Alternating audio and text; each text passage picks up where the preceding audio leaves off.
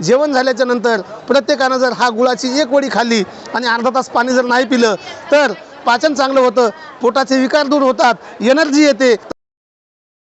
माझं नाव प्रल्हाद रामराव बोरगड आहे, गाव सातेफळ, तालुका वसमत, जिल्हा हिंगोली।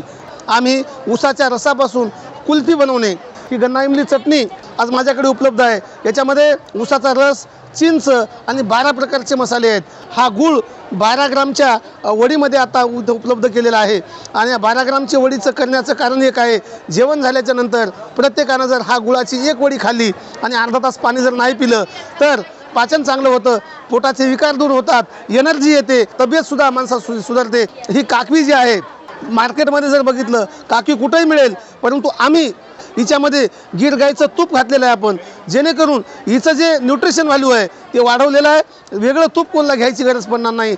हे आपण लिक्विड जागरी गुळ म्हणूनही वापरू शकतो।